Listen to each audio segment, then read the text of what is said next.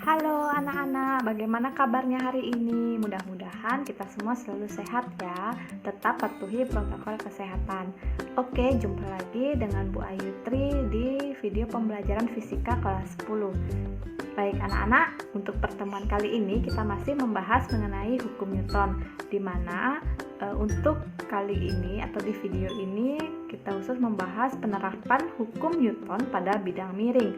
Nah, di video sebelumnya Ibu juga sudah bahas mengenai soal yang isi tentang lift itu ya. Nah, jadi untuk sekarang kita bahas khusus pada bidang miring.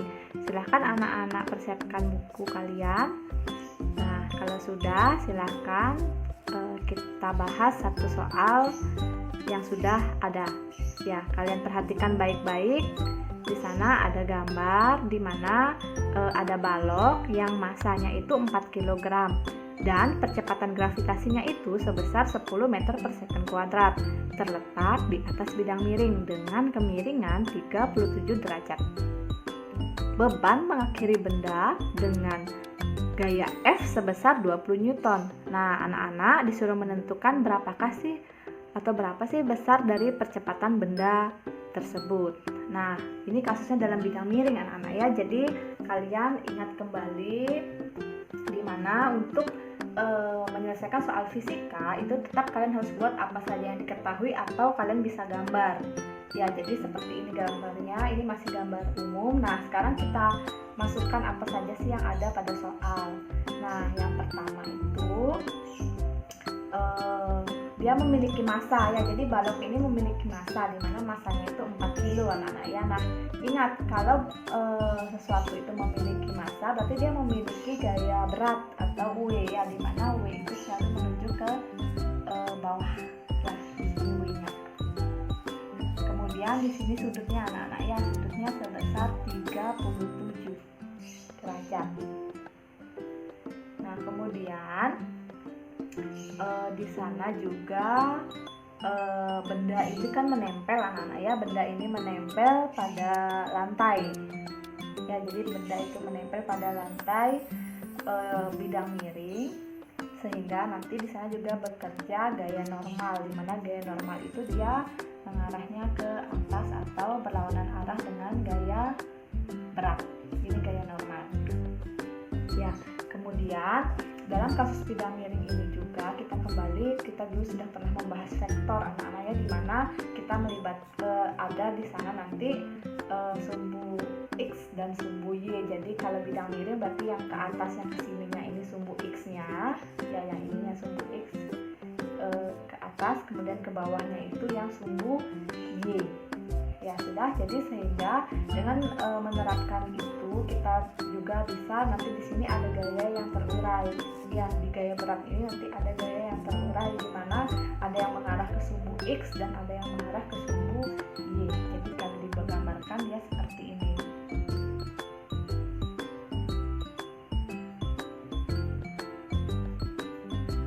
Ya, jadi besarnya nilai ini dengan yang ini, kalau yang ini ya, yang ini dia nilainya W cos ya anak-anak ya, W cos theta. Kemudian kalau yang ini W sin theta. Nah, balok ini didorong anak-anak ya, didorong dengan gaya sebesar 20 Newton di sini ya, didorong. Nah, sehingga karena dia didorong di sini nanti juga muncul gaya yang terurai ya. Jadi di sini nanti muncul juga ada yang mengarah ke sumbu X dan ke sumbu Y. Ya, seperti ini namanya. Ya, dia didorong anak-anak ya. Jadi ini nilainya nanti sini ya. Ya, ini nanti nilainya F sin theta. Nah, kalau yang ini karena dia didorong berarti dia gaya arahnya ke sini, ini nilainya F cos theta. Ya, sudah anak-anak ya. Jadi inilah uraiannya. Jadi dari gambar tadi setelah dimasukkan jadi dia terurai seperti ini. Nah, untuk penyelesaiannya kita menggunakan hukum kedua Newton, ya benar, hukum kedua Newton. Gimana? Kalian masih ingat anak-anak? Untuk mencari hukum 2 Newton itu adalah sigma F sama dengan M dikali A, massa dikali percepatan. Nah, ini nanti yang dicari. Nah, dimana kita uraikan dulu ini sigma F atau gayanya. Nah, di sini kan seperti ini ribet anak-anaknya kelihatannya. Sebenarnya gampang anak-anak ya. Jadi untuk sigma F ini kita cari gaya yang searah atau yang sama, berarti yang di sumbu X-nya ya anak ya. Yang di sumbu X-nya berarti kalau yang ini kan sama yang ini, bukan ya. Jadi yang ini, yang F cos theta dan W sin theta.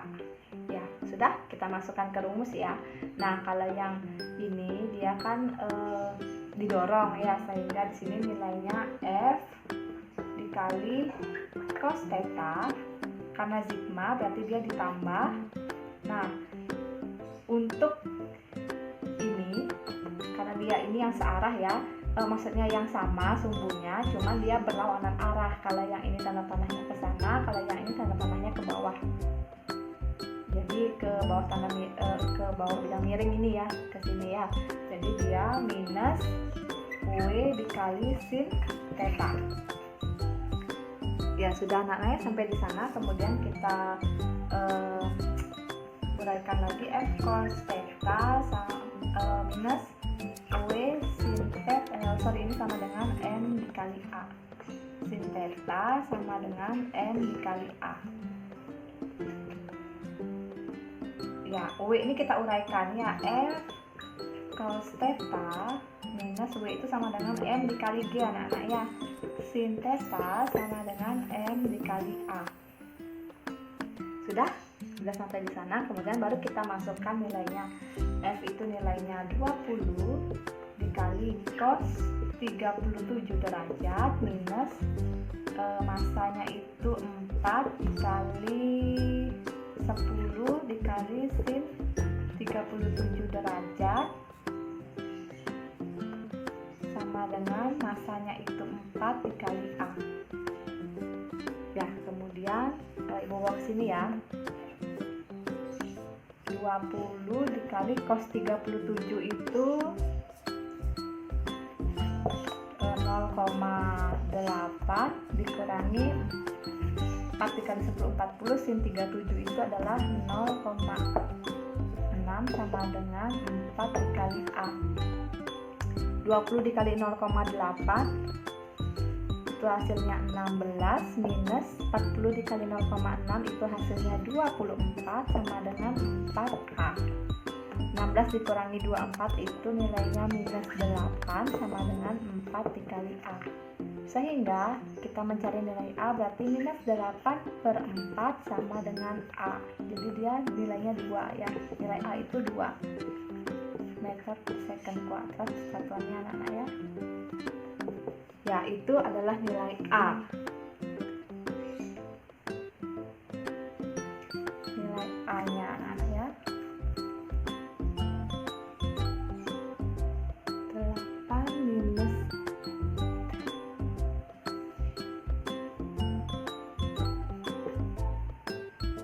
2 meter per second kuadrat sama dengan.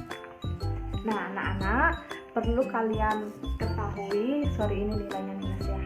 Nah, sebenarnya kenapa dia minus? Minus itu menyatakan bahwa dia arahnya itu berlawanan arah ya anak-anak ya. Jadi dia itu berlawanan arah. Jadi untuk arahnya itu minus, berlawanan arah, atau dia artinya itu diperlambat anak-anak ya. Kemudian untuk nilainya itu dia adalah nilainya 2 meter per second kuadrat. Hanya minus itu yang menyatakan bahwa arahnya yang diperlambat atau berlawanan arah.